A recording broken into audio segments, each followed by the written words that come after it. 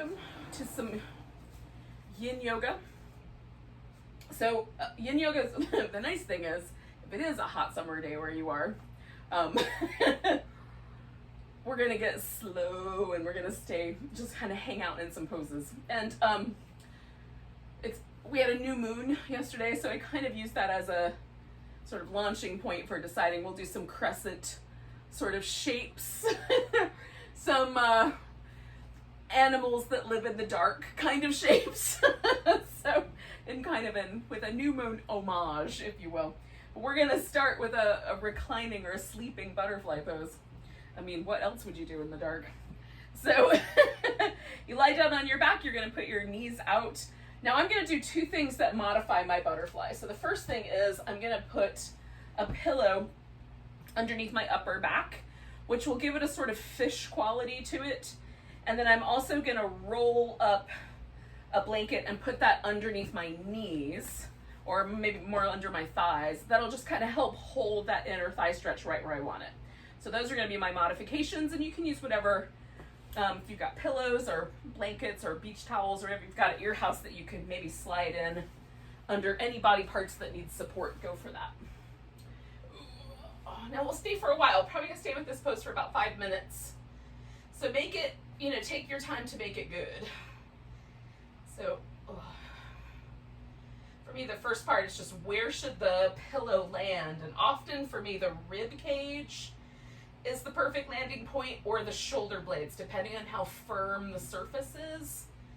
So if the firmer the surface, the more I want it to be under a bony structure. So shoulder blades landing on it, or rib cage landing on it. If it's softer, I can put it down in this kind of, the vertebrae of my spine, because of the kind of nature of the spinous process where it pokes out. I don't love it when I put pressure just on the vertebrae of my spine. So that's why the rib cage or the shoulder blades are nice, because it sort of diffuses the pressure. But at the lower back, it's just muscle and then the lumbar spine. And that's not my favorite place to have pressure. So again, if it's really, really soft, whatever you're using, it might be just right. But feel that area kind of from the ribs down to the hips out as to whether that should have any props there or not. And you may also kind of angle your hips a little bit more up or a little bit more down to find the right angle for your low back. And then where the props land will also determine how much intensity there is. Now with Yin, there is this notion that we're going to the edge, but I think that there has often been a sort of misunderstanding of that. So what I suggest, based on the time of the number of years I've been doing this practice regularly, is that the edge is the place where you just feel the sensation. You just feel a stretch or a pressure or something, whatever you might call it, stress on your skeletal system or muscular system. That's the edge.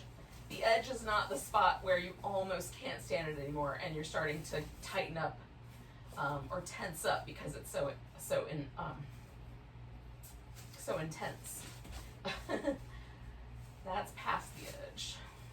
So once you've found it, and sometimes again for me it takes a few seconds, like I settle, notice what happens, and then maybe move a little bit and settle and notice what happens, and eventually I find a nice settling point. And then from here we just let go. Try to relax all the muscles, including the face and the jaw. And this is where the meditation kind of begins. We just are allowed to pay attention to the pose and the breath, or the mind will wander around, make up stories or lists or plan for things, whatever it is that it does. Mine does all of the above.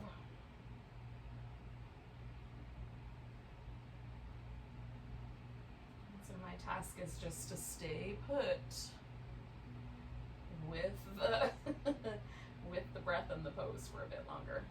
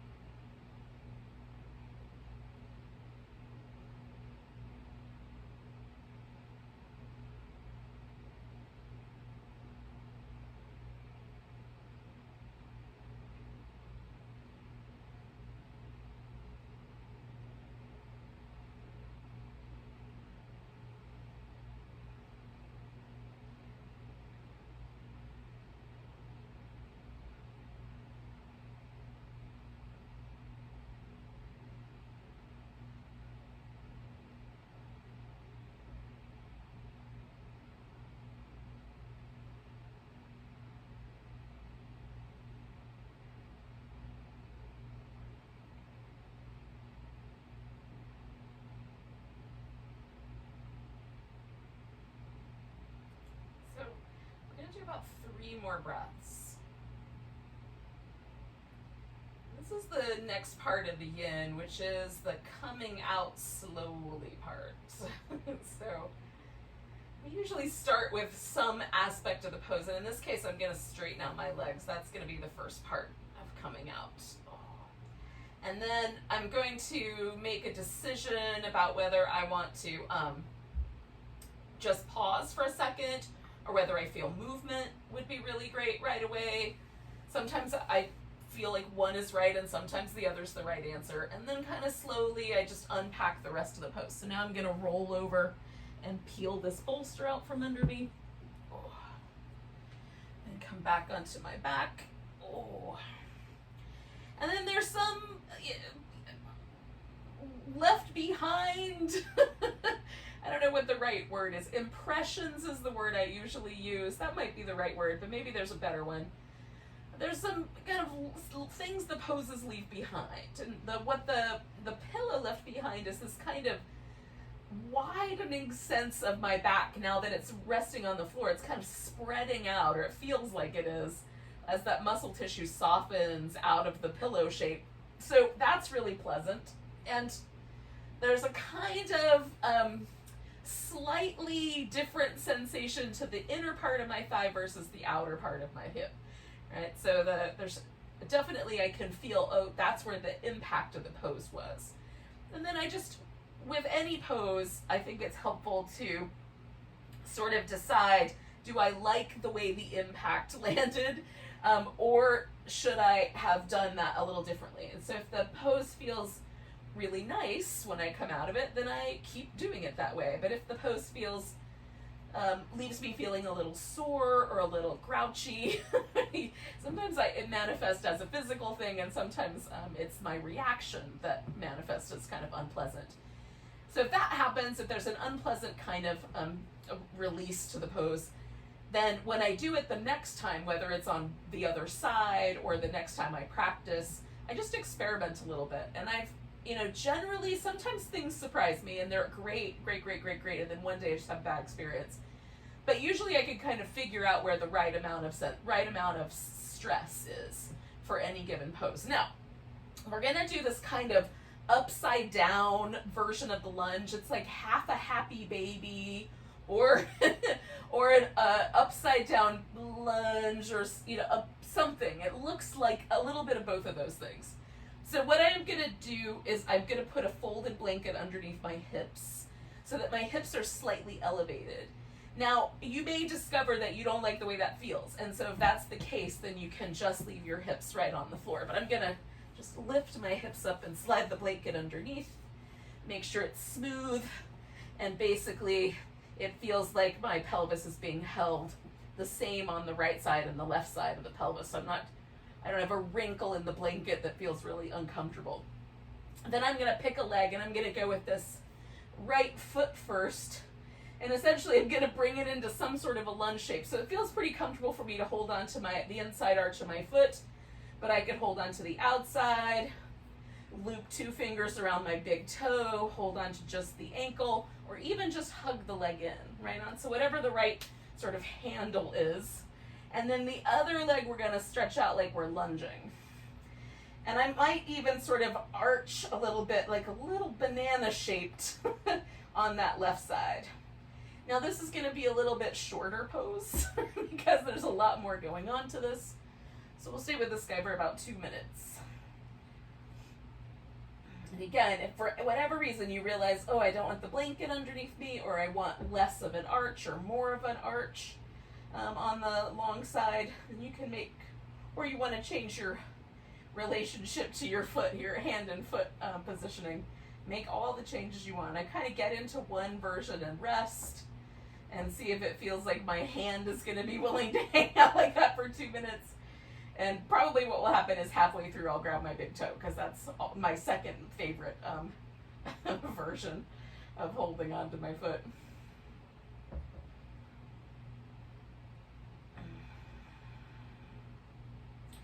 And if, for whatever reason your knee is a little tricky, you can also bring the heel a little closer in to the pelvis. It doesn't have to be, your foot doesn't have to be straight up. There can be kind of variations here. The knee may tell you what the right answers are.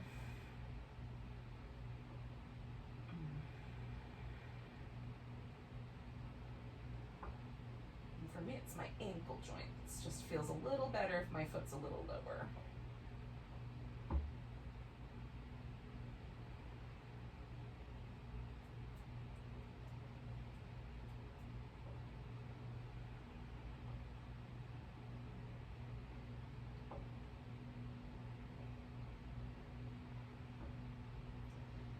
Found my just right spot, so now I'm going to sink in a little deeper. We're going to stay for just about another minute or so.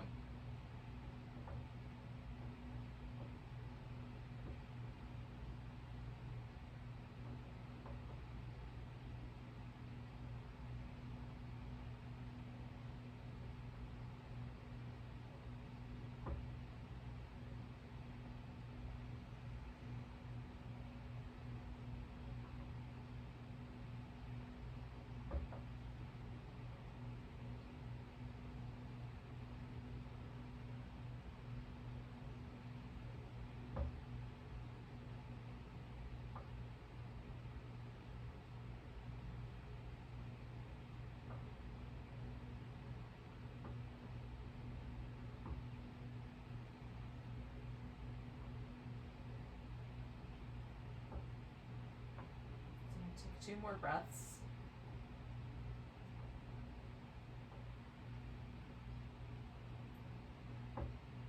Now I'm going to come out of here first, so I'm going to start by just letting go of my foot, and then I'm going to put that right leg down on the floor nice and slow.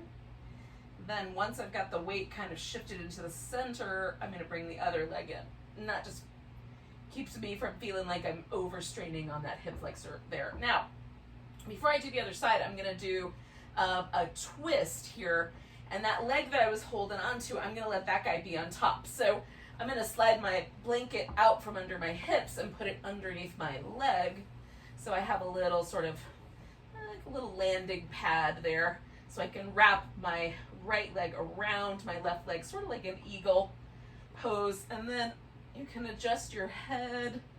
You can adjust the arm position for both arms. They don't have to both be doing the same thing, but you can certainly experiment with where the arms should go. And then let yourself settle into that pose. And if it needs a little extra sort of messing around, you can certainly add some more props or take away a few. And then we'll stay with this guy for about 3 minutes. So we'll stay just a little longer here.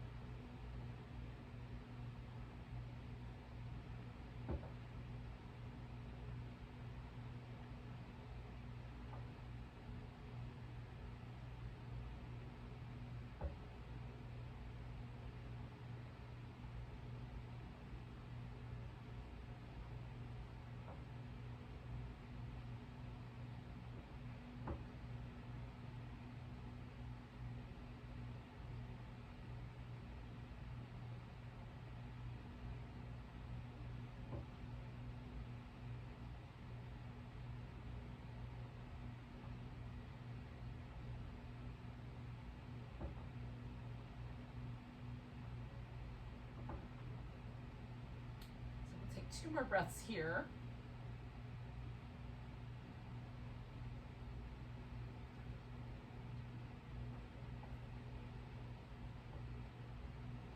And then we'll just bring ourselves back nice and slow. And before I do my second side, I'm going to take a few moments just to, again, sort of, I might do a little movement. For me, a little bit of kind of rhythmic movement feels really nice. Little windshield wipers or a little kind of, a little shake, a shimmy. That feels nice. I kind of like to stay in a kind of yin-like state, not too active. If I try to get too active, it feels abrupt. But for you, it might not. So listen to your own guidance on that one. And then I'm going to put this blanket back in underneath my hips. And then I'll then I might be ready for my second little crescent. Trying to decide on what to call it. A lunge in yin is usually called a dragon pose. So is it a sleeping dragon? Is it a waning crescent? You guys help me figure it out, because crescent lunge is the other word that's used for lunging in the yoga world. All right, so I'm just kind of exploring where I think my hand should hang out. On this side. This side is a very different animal for me. There's a lot more resistance from my right hip flexor. So it's a little bit, I don't have quite the same range of motion here. So I'm just kind of exploring what I what I think is going to work best. And then I'm going to let myself settle in.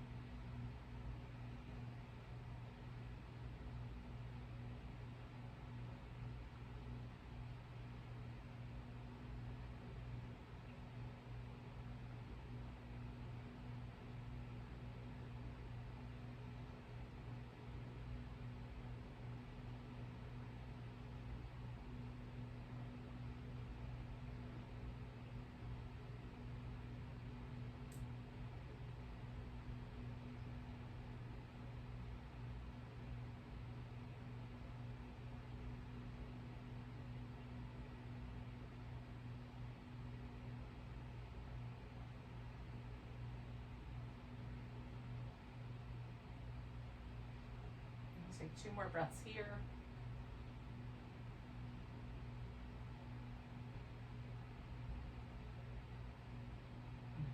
So again, I'm just going to try to be really gentle and slow with the release here. Sometimes this kind of a pose where I'm held right at my edge is, there's almost like a, like letting an arrow loose kind of quality to it if I'm not careful, if I'm not slow when I come out of it. Okay. So, slipping the blanket out and over to the side, or I can use it as a kind of rest for my legs.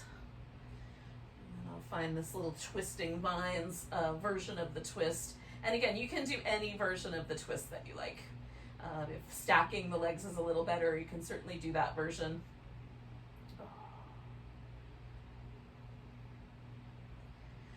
Hang out with this guy for a few minutes.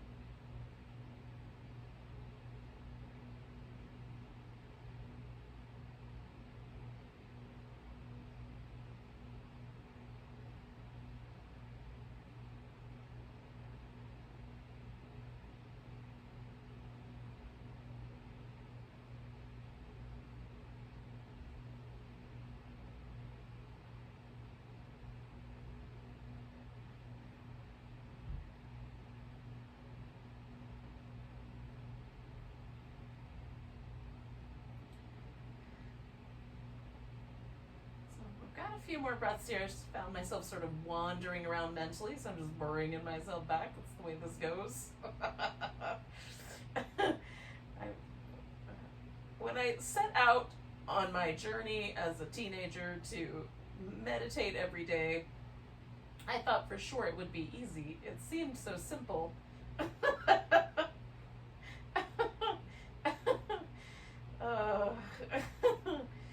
Here I am more than 30 years later and it's still not simple, not easy. Let's do about 3 more breaths, yogis.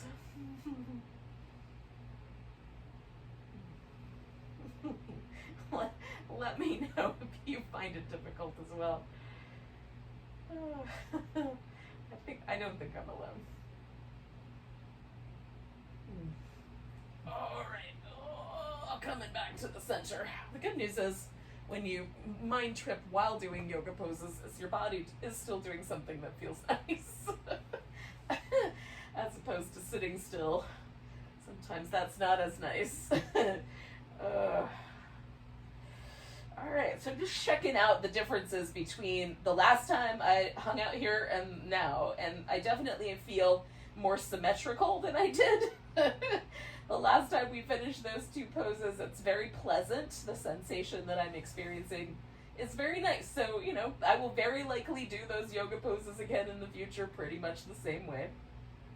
Again, I've arrived at this by sort of learning, by occasionally being too aggressive or too doing things not quite the right alignment. I've learned how to do things a little bit more kindly for myself.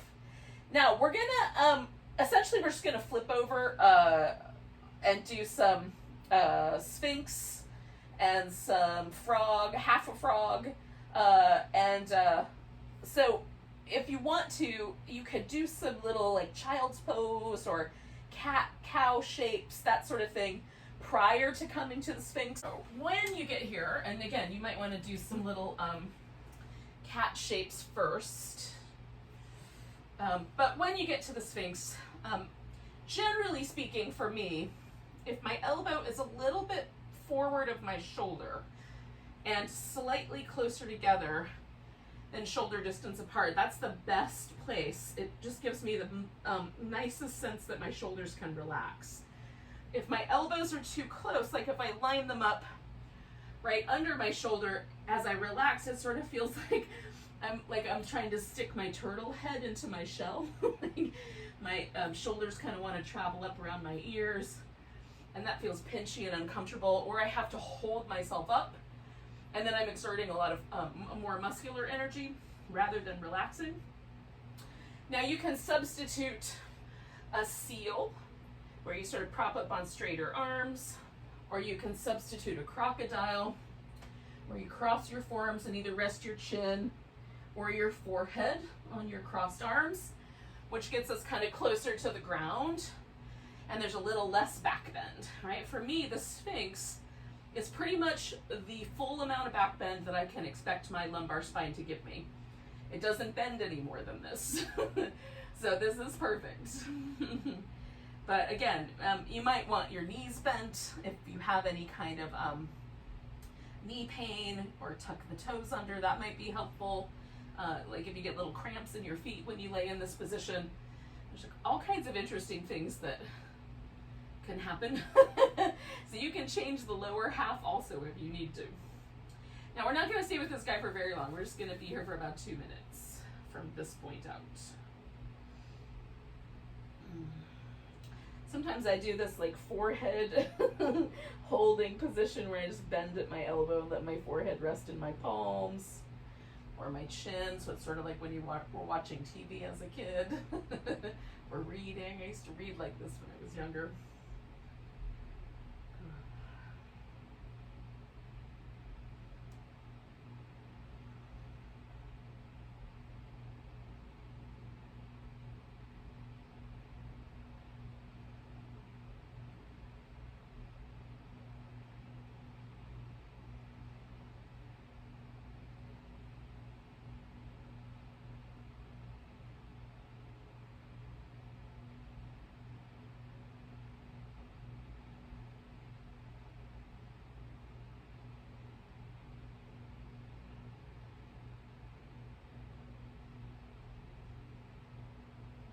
to check in and just make sure I'm not holding any tension around my mouth or around my eyes. Sometimes I find really weird little pockets of tension, like I'll find my butt cheeks kind of squeezing together.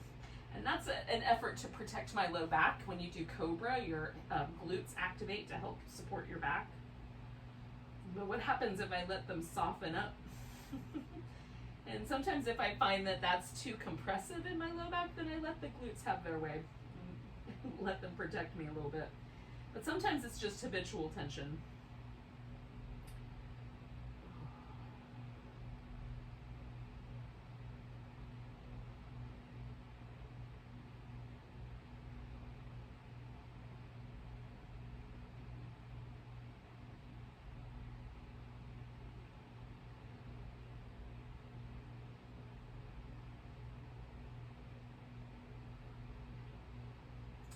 All right, you guys, so we're going to turn this guy into a half frog pose.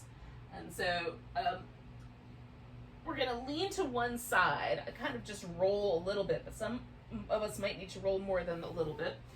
And then I'm going to hike one leg up so it makes a frog shape. And you can turn your foot out like a little flipper, or you can kind of bring the foot in closer to the midline, like more of a child's pose. And you can stay propped up. What I'm going to do is use my pillow and sort of like I'm doing the crocodile, but just sort of with a pillow under it. So there's a little bit of a back bend, but not as much as the Sphinx. I want to take it just a notch down. Now this leg that's in the back, I'm just going to leave that one relaxed tonight, but you can reach back and hold on to that foot if you care to. Sometimes I do a double frog and hold that foot, but for tonight, just one frog will do. It's a new moon. We'll get more excited at the full moon.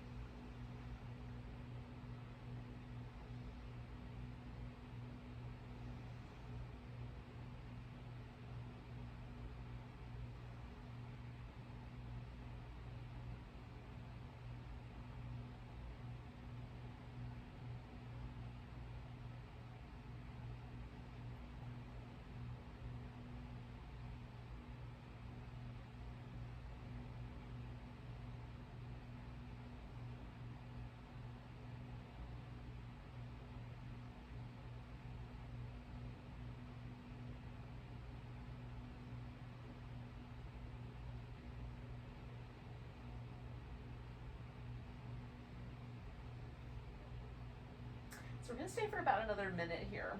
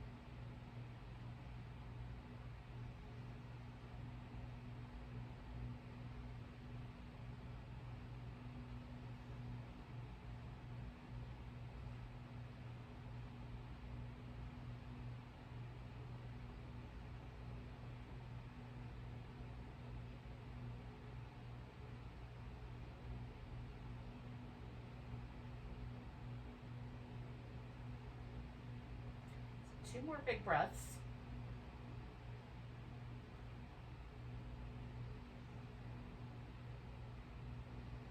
Now I'm just going to come out of this guy the same way I went in, just backwards. So I'm going to roll to my side, straighten that leg out, come on back to the center. And you, again, you could do some little child's pose moves or some cat-cow kind of moves, or you can just pause for a second. One of the things I find really interesting about the half frog is that for my hips, it doesn't feel like much is happening. It's a very pleasant pose to hang out in. But when I come out of it, the hip that I had hiked up in the frog shape has a totally different sensation than the other hip. It's much softer. It feels like the leg is a little longer. It surprises me how much sensation I get from a pose that doesn't feel like much is happening, right? Now, that's not true for everybody. For some people, a lot is happening. It's just the shape of my bones makes that pose relatively pleasant compared to some other poses, for sure. So when you're ready, we're going to do the other side. And I'm just going to, again, same idea. I'm just going to roll to my left and hike the right one up this time. And again, sort of fiddle with the shape. Like, do I want my foot a little further out? Do I want it a little closer in? Do I like my toes turned out tonight? Do I want them to point straight back? And then, this side got used to the other shape, so it might take just a second for me to sort of let that hip flexor relax completely on that left side. And then I'll just try to relax as best I can. I encourage you to do the same. Just follow along and do your thing, yogis. And we'll stay for about 3 minutes.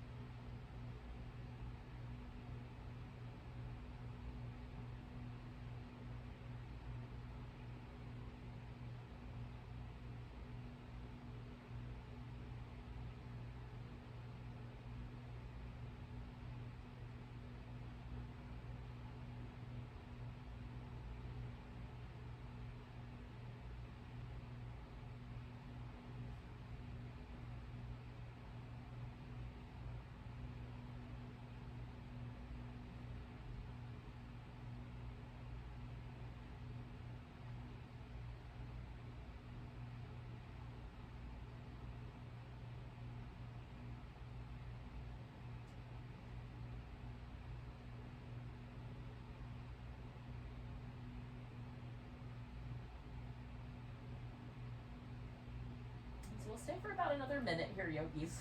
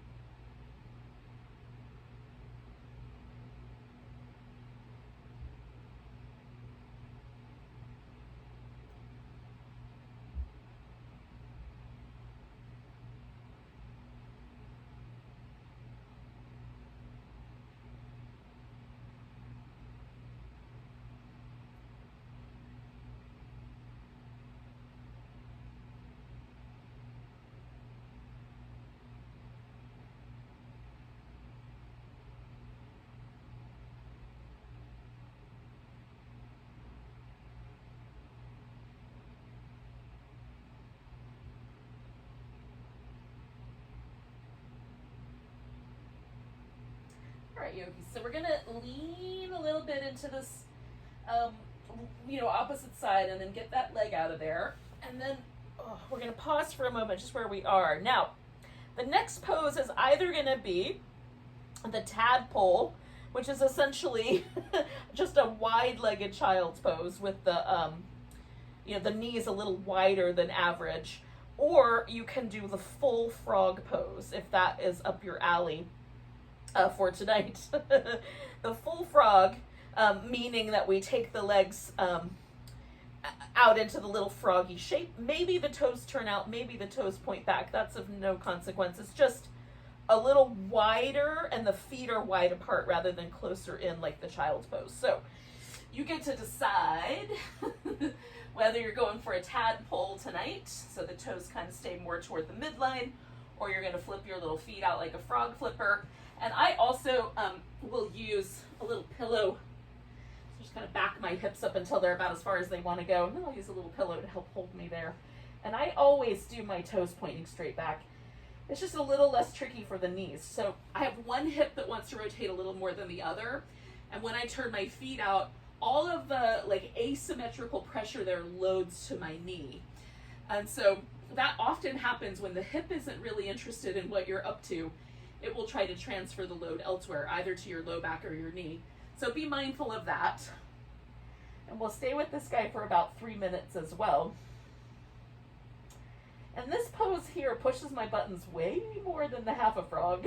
So while the half a frog was super duper pleasant, the full frog is a much spicier pose for me. So I'm being as gentle with it as I can, and backing off if it starts to feel like it's getting more intense. I want to just ride that, just feeling it in my inner thigh, groin, hip socket, low back.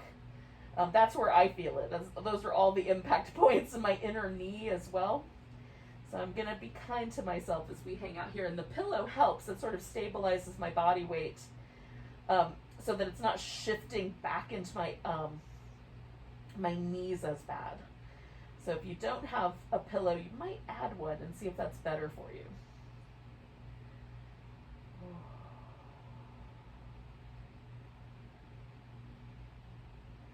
Sometimes I'm pretty sure that this particular creature lives in the deep, deep, deep, deep, deep, deep, darkest part of the forest. The frog that this one's named after.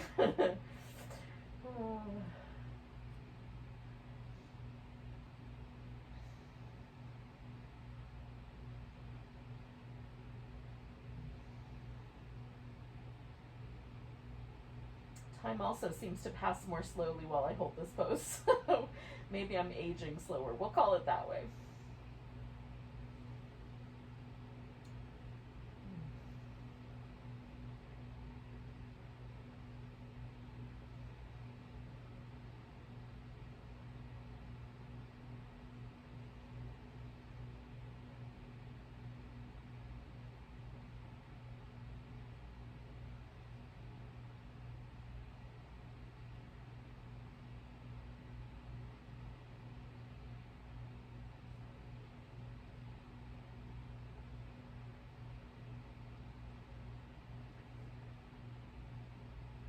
One more minute, you guys.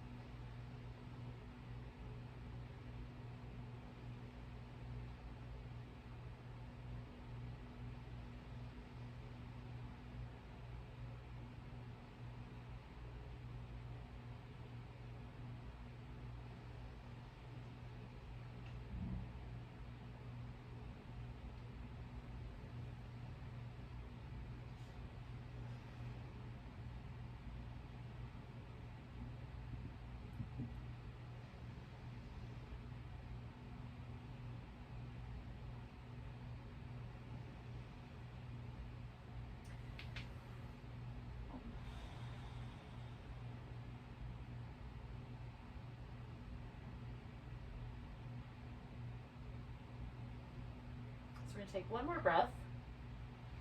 And then with this guy, I come out by sort of leaning forward with my body weight.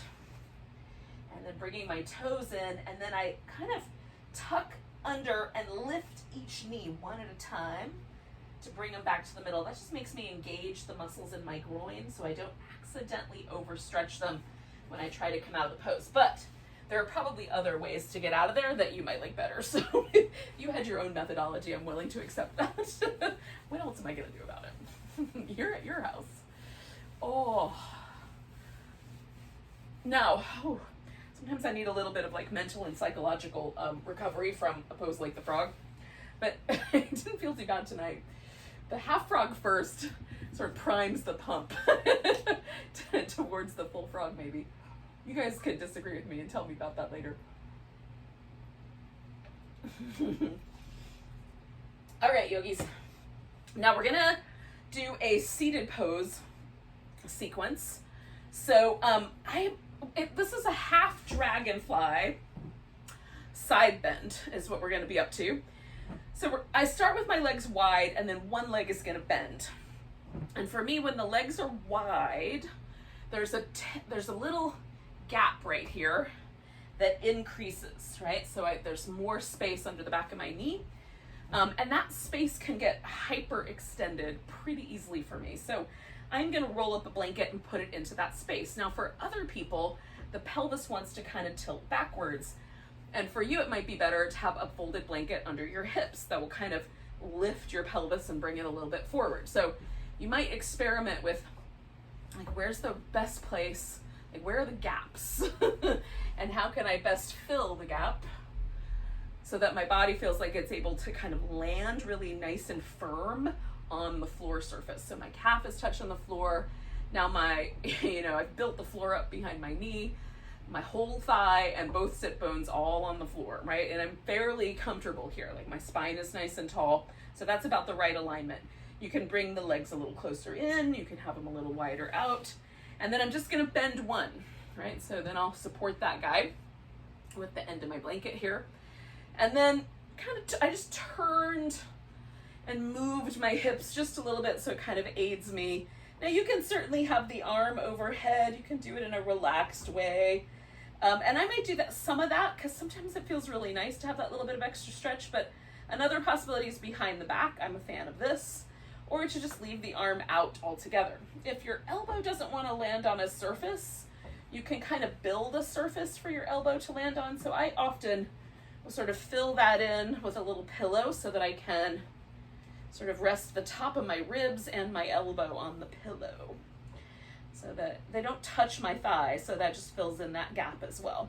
And then that way the sit bone's not as inclined to lift off the floor. I still have a nice steady base, but I definitely have a sideways flexed spine. And that is where we're gonna begin the seated sequence. So we'll stay here for about 4 minutes.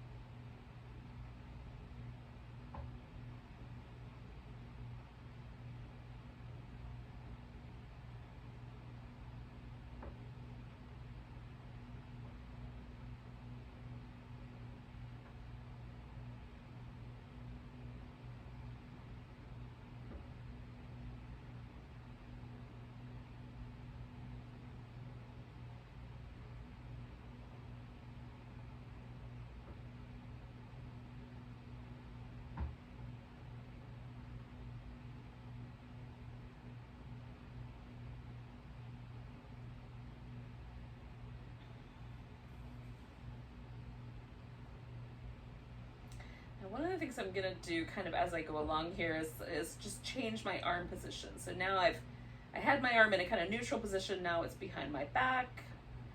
And then in another minute or so, I'm gonna do a little more over my head kind of position. So you can change things once you get in there. If you made a decision and now you regret it, you can change your mind. You're allowed. I also like to use my hand as a headrest so that the side of my neck gets just a little bit of stretch, but not more than it really should. Just the right amount. It's more sensitive there than other places.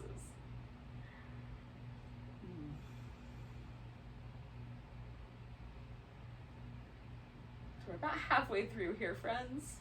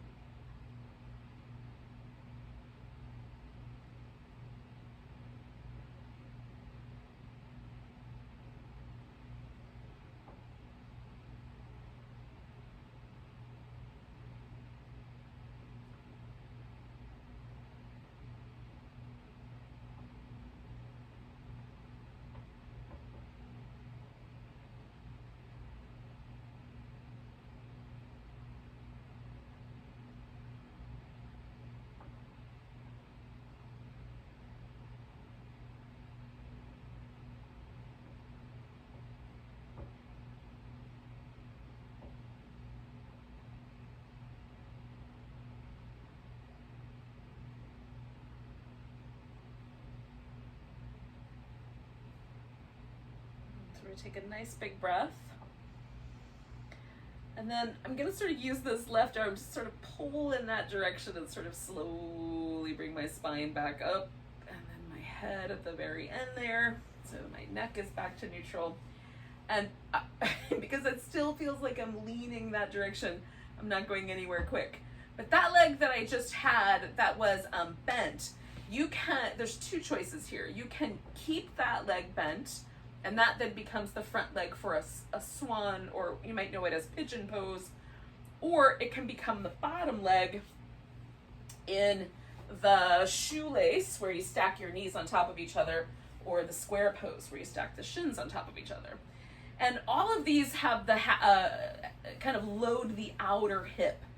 That's where the sensation is. So you can choose between those poses, the shoelace, where knees in right on top of each other, or this version based on how your anatomy feels. Some people have both choices. Some of us only one pose really works, or you can do the swan pose if you prefer that. And my spine is still adjusting. I've put my legs in this position. I was largely for demonstration purposes, but now that they're here, it's fine. I'm gonna stay and hang out. But you can kind of slowly morph your way into that next pose as you like. And then for me with these poses, whether I try to get my knees on top of each other or I go for my more naturally inclined kind of shins, there's a choice of whether I want to lean forward or not. And for me, again, the choice might be made by my knee and not by my brain. But when I lean forward up to a point, I'm fine. And then if I go too far, once I hit the point where I feel sensation in my outer hips, I don't really need to go any further. But for some people, they'll go all the way to the point where they sort of lay on their legs or their elbows rest on the floor. And that's fine too, if that's the natural range of motion that you have. But you don't have to try to get down there. If there's already sensation, you can pause. And some people, it might be even better to lean backwards actually in this pose. And again, you might be substituting a swan, and it might be better to have your foot in closer or out a little bit, or put a blanket under the opposite hip, or whatever might be the right inclination. Just play with your props. Try to get the pose to land somewhere where you can relax into it. That's the most important component here, is that we're able to relax.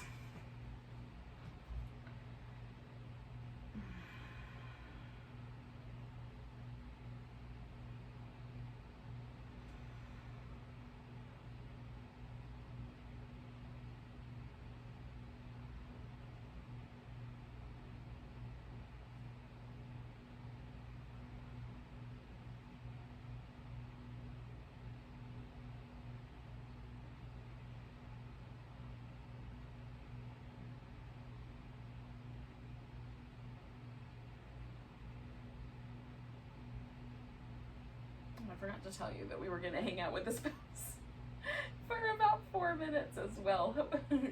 Hopefully that became abundantly clear a minute ago, but maybe not.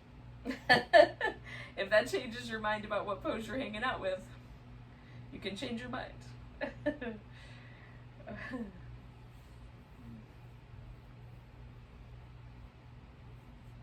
You can always leave a pose a minute early too. If it feels like you've had enough, you can just come out of there and wiggle around a little bit, do some movement, lay still, whatever the right answer is. It's perhaps equally important to seek your own guidance when it comes to yoga poses as the teacher's guidance. So I'm hoping I'm giving you some ideas, and then you're using your own best judgment. We're halfway through, by the way.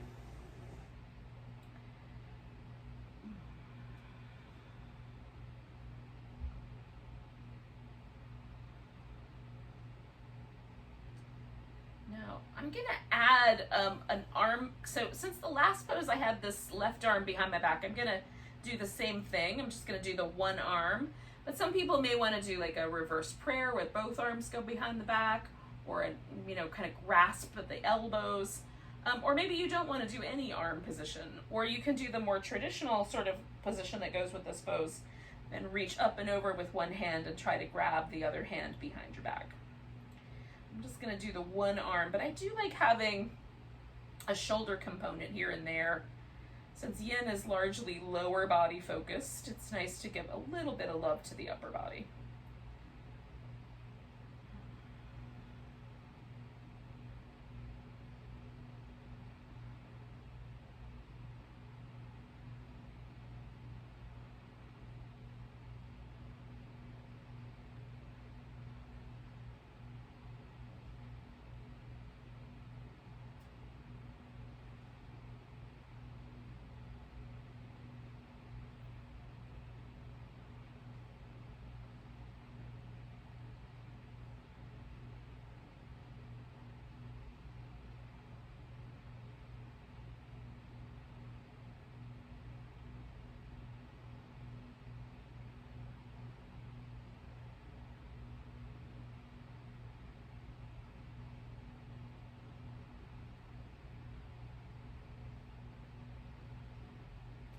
So we're going to take another deep breath, and then I'm going to undo the things I'm doing with my arms, and then inhale and come all the way up and lean back, and I just have to unwind my legs. Now if you were doing the swan pose / pigeon, you're just going to bring your back leg around in whatever way seems like the best.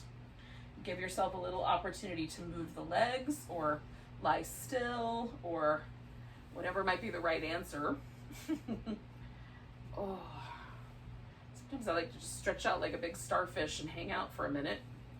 Sometimes a little bit of movement feels good.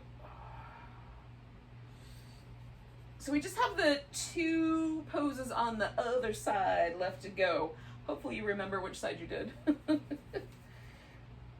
So we'll take another, like 3 or 4 breaths, 5 breaths, 30 seconds-ish. Oh. And then organize ourselves so that we're prepared. Again, I'm gonna start with my wide. And I went that way last time, so I'm going to the left this time. So I'm gonna bend my right knee, adjust a little bit.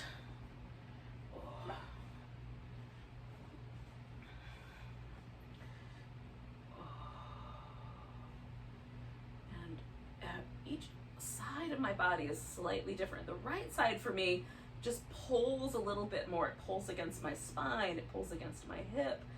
So anytime the right side is the side that's stretching for me, there's going to be a little bit smaller range of motion. Since I know that, I'm letting myself just ease into the pose.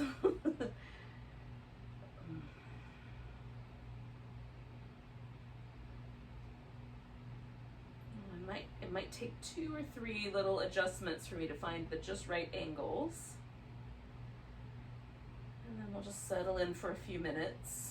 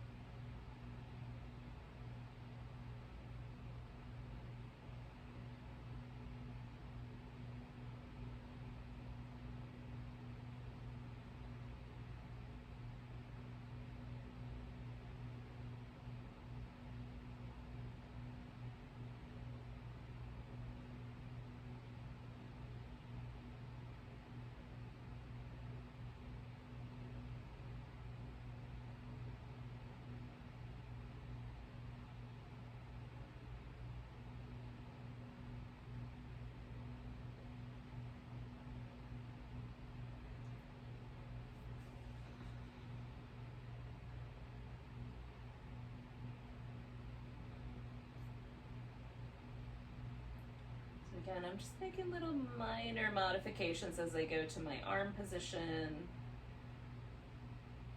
Making sure that as the pose gently releases, I'm monitoring the amount of sensation.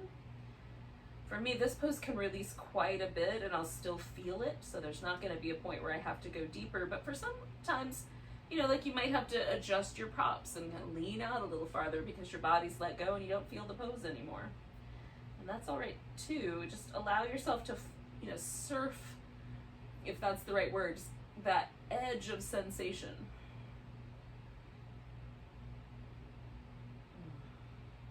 And we're halfway through, yogis. We're just past it.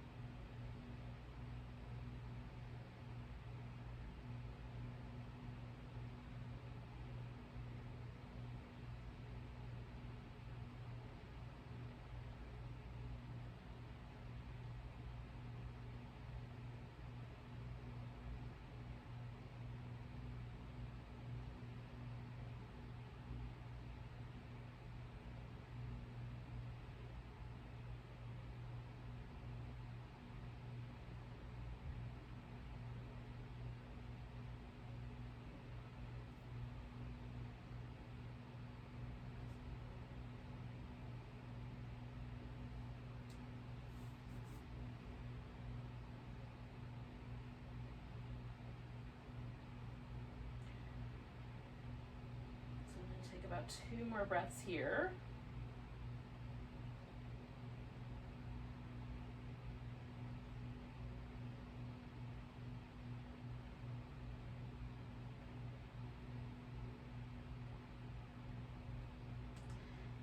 And really slowly, I'm gonna reach out through my arm and bring myself back. And again, if you did the swan pose last time, you can do that again, this bent leg being the one that's up front. And if you followed me around into one of the other seated versions, you can take a moment, and when you feel like there's enough ease in the system, the full body, that you can adjust the legs into the position, go for that. I'm not ready to lean forward at all yet. My spine is still slightly that direction. So the legs are in place. And I'm going to hang out in a little bit more of an upright position for a little bit longer before I disappear. It's an interesting choice of words. Before I emerge myself fully into the pose.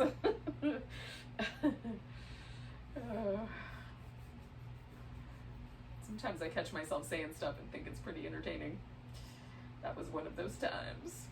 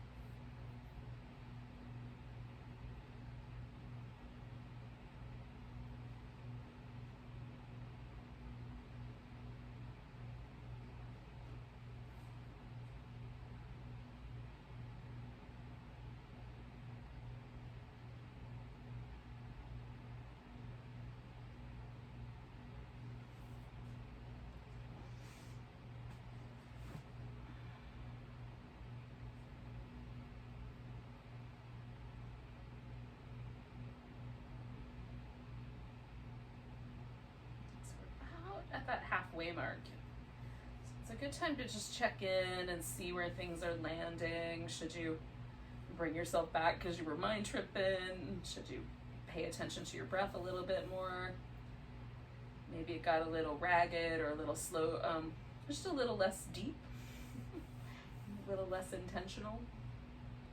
It's okay too. The body knows how to breathe. It'll do its thing.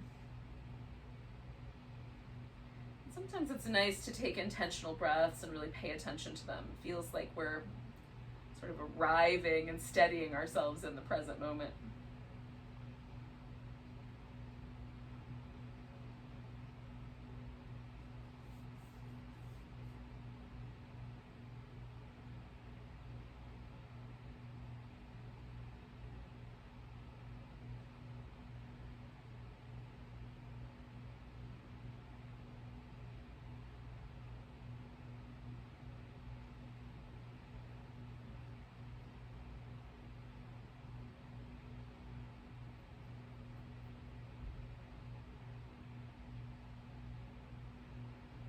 Just got 1 minute left here.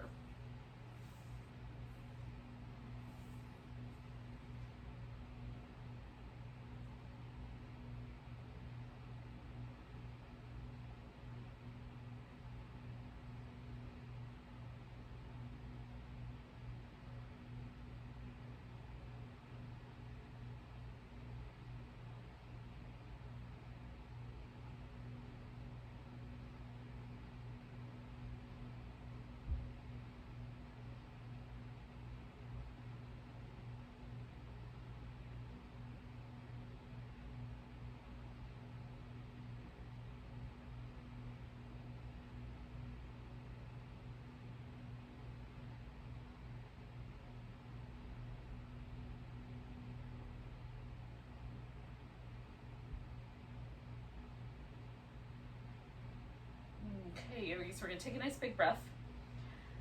Now I'm coming back and then just unwinding my legs, and if you're in that swan shape, then that might be a different unwinding for you. Again, I'm going to give myself just a straight leg moment to sort of jiggle, and I'm going to get all my props prepped for Shavasana. I know I like to have a blanket for a little pillow, and I don't like it to be really super deep. It's just one little layer of blanket, but that's enough to support my head. But some people might want a really nice pillow for the head. I like to have something under my legs, so I'm going to position this pillow. Now, before we do Shavasana, we're going to do a few moments of a lunar breath pattern. It's called Chandra Bedana, and Chandra Bedana, and it's Chandra is the name of the moon god in really old, kind of almost even like Indus Valley, like early Indian mythology. And so the left nostril is considered the lunar channel. So we're going to inhale through the left nostril, and we're going to exhale through the right nostril. And that's the pattern. Inhale left, exhale right. Inhale left, exhale right. Now, make sure your nostrils are open before you do this. My left nostril is really open. My right nostril is a little bit constricted, a little restricted. So I'm going to not completely close off my left nostril when I exhale. I'm going to let myself exhale through both nostrils, but I'm going to pay attention to the right one. And sometimes it'll open up as I go along. So you can take your peace sign fingers and let them rest on your forehead at your third eye, or you can curl them in against your thumb. Tonight I'm going to do this little third eye, and then your ring finger and your thumb operate the nostrils. Use your dominant hand, whatever that is. So you're going to take a deep breath and exhale out completely. And then the next time you inhale, see if you can inhale through your left nostril. And again, if that's not the case, if it's blocked off, inhale through your right one, but pay attention to the left. And then you switch to exhale. Inhale left. Exhale right.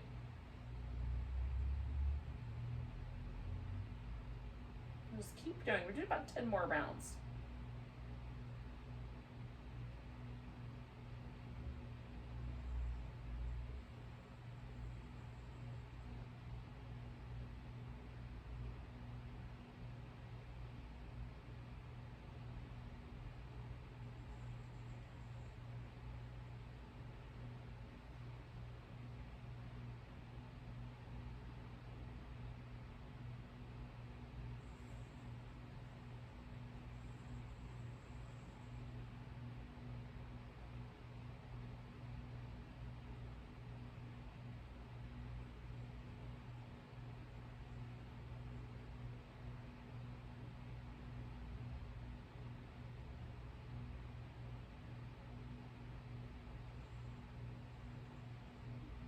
Now, this is thought to be a cooling, calming breath practice.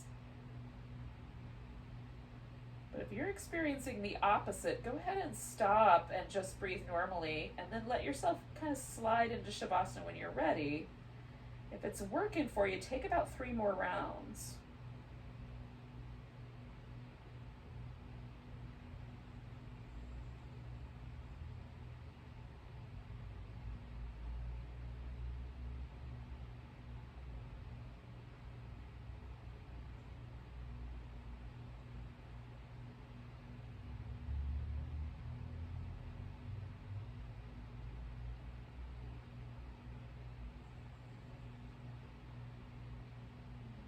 Finished exhaling through your right nostril, the next time you'll take a breath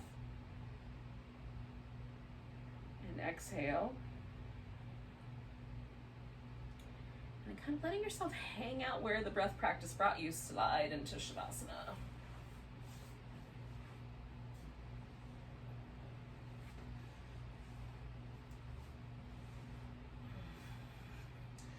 You may want to put your legs up on a couch or a chair or up the wall, or you might want to just do a straight kind of Shavasana shape. So let yourself relax where the practice and the breath work brought you.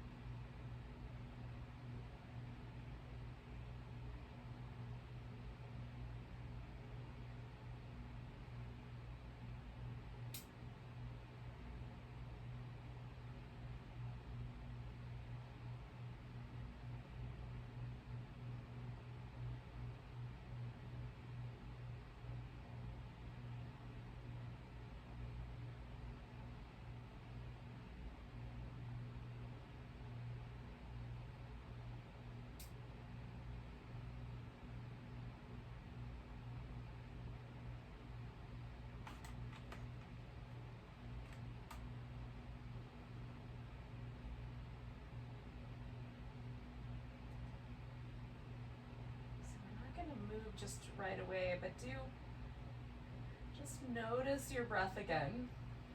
Notice your place here in the environment that you're in, all the places where your body is touching the floor or the props, the wall, whatever you're resting against. Take a moment to appreciate the opportunity that we have to practice yoga together, even if it is in this kind of weird virtual space. I just feel really grateful nearly every day to all of the millions of yogis down through the years who kept this practice and kept pushing it forward to the next generation. So maybe on this new moon and new cycle, we can begin that with a little bit of gratitude for all of the things that we're blessed with, but definitely the blessing of yoga.